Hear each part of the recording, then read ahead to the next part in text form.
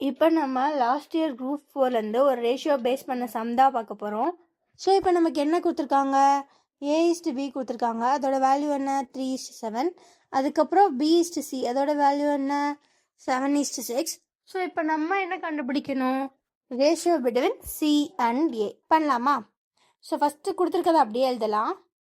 A/B equals 3/7 and B/C equals 7/6.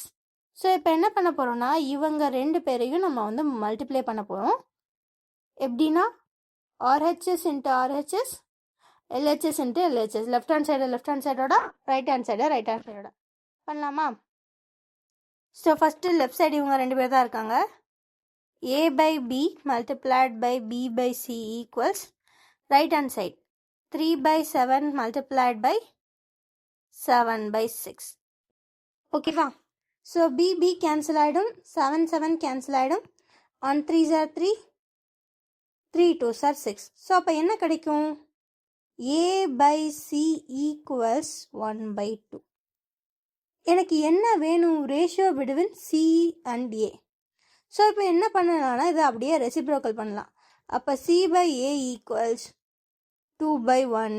அப்போ ratio between C and A is 2:1. ஓகேவா? So அது எங்கே இருக்குது, ஆப்ஷன் டி. ஸோ இந்த மாதிரி ரெண்டு ரேஷியோ கொடுத்தாங்கன்னா முதல்ல அந்த ரேஷியோவை எழுதி பாருங்கள். இங்கே பீன்ற டேர்ம் கீழே இருக்குது, இங்கே பீன்ற டேர்ம் மேலே இருக்குது. நமக்கு என்ன வேணும், A and C. ஸோ இதை அப்படியே மல்டிப்ளை பண்ணால் இவன் கேன்சல் ஆகிடுவான். ஸோ இந்த மாதிரி யோசிச்சிங்கன்னா இந்த சம் ஈஸியாக முடிஞ்சிடும். பாய்.